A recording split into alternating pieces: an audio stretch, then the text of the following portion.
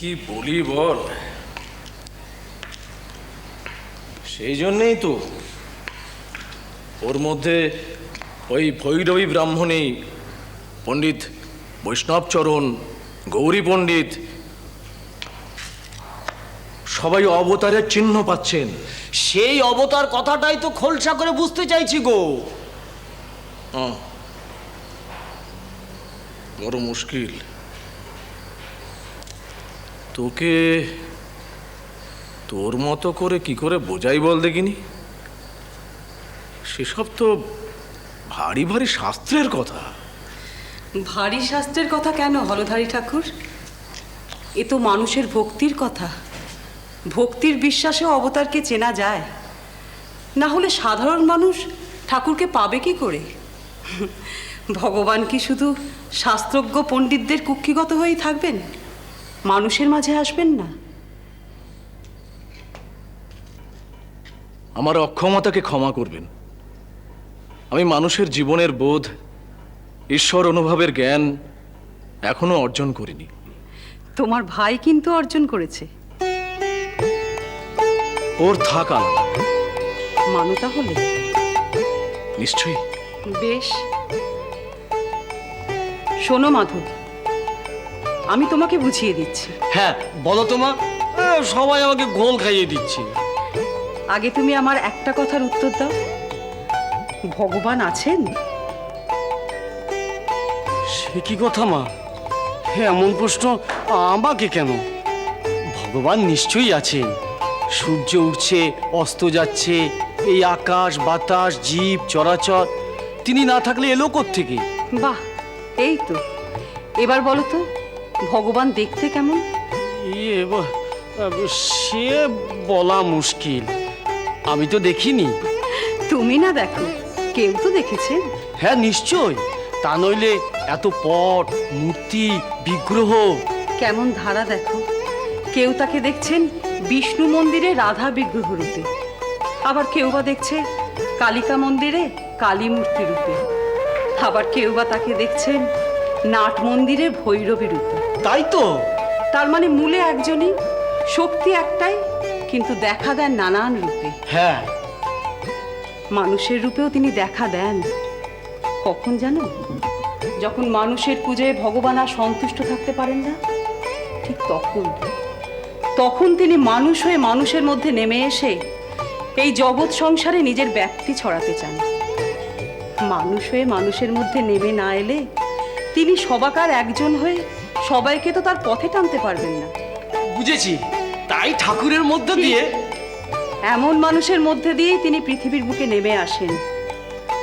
যখন দেখেন মানুষ পাকে ডুবে যাচ্ছে, অনাচারের জীবন কাটাচ্ছে, বিধর্মের সংকটে হারিয়ে যাচ্ছে, ঠিক তখনই তিনি পৃথিবীর বুকে নেমে আসেন।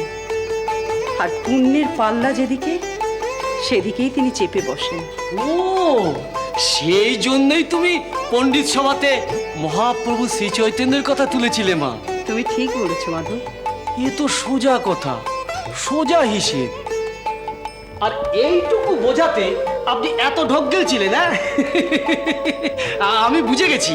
যাই, সবাইকে বলি গিয়ে, ও বিপ্র দাদা, ও বিপ্র দাদা, ও বিপ্র দাদা, ও বিপ্র দাদা।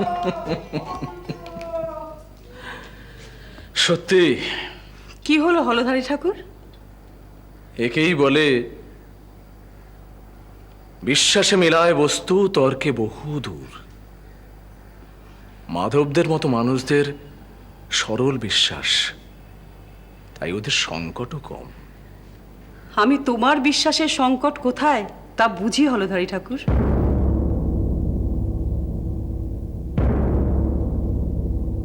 আমি বুঝি তোমার শাস্ত্রাভিমান, নয় কিনা বলো?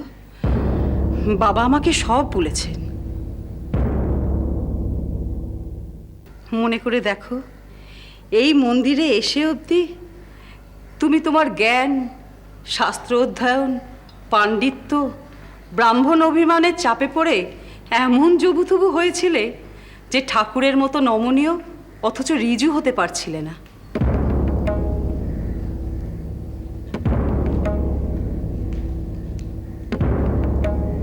প্রতিমা শব্দের অর্থ হলো প্রতিমূর্তি, কল্পিত শরীর, যা কিনা আসল রূপ বা স্বরূপ নয়। এতে কি হলো? আরে বাবা, তুই এর মধ্যে মাকে পাচ্ছিস কোত্থেকে?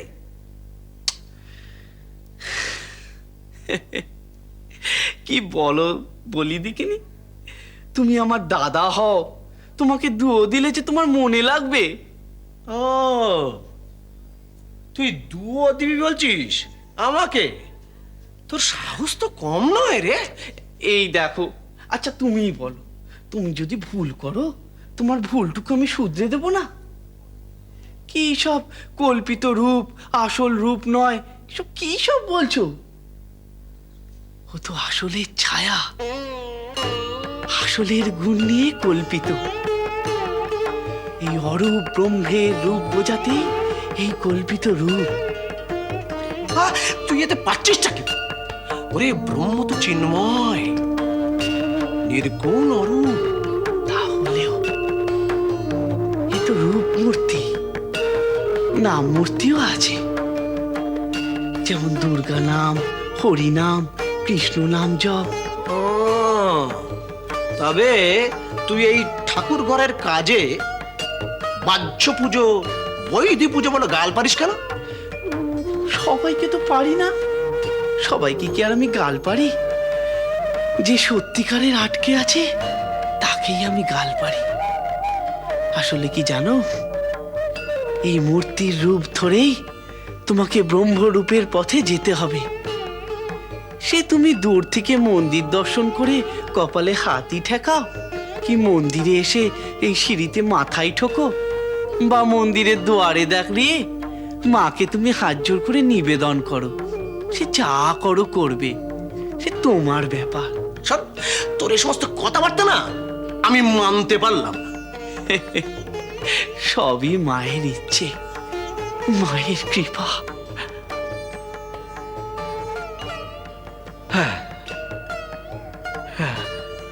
আপনি আপনি ঠিক বলেছেন ভৈরবী ঠাকুরন, ঠিক বলেছেন।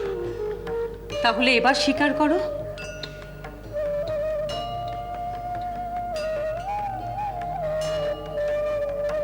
কি হলো হলধারী ঠাকুর, এবার কিসের অভিমান?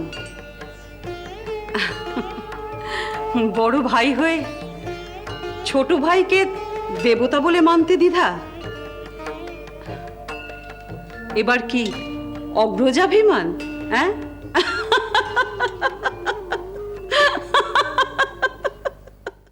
যাকে আপনি ছোটবেলা থেকে দেখেছেন পারিবারিক আত্মীয় জ্ঞানে, যিনি আপনার চেয়ে বয়সে ছোট, আপনার জ্ঞাতি ভাই, তাকে ভগবান মেনে নেওয়াটা মুশকিল দাঁড়াচ্ছে। না, আসলে তা নয়। অনেকটা তাই। আপনার সংকট আমি বুঝি ঠাকুর মশাই।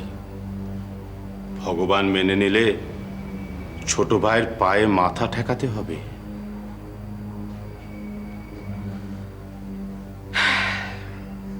পণ্ডিত,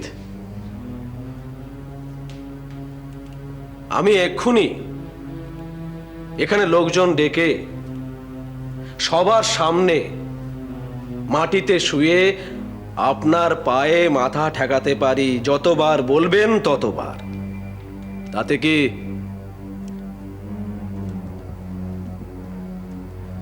আপনি ভগবান হয়ে যাবেন?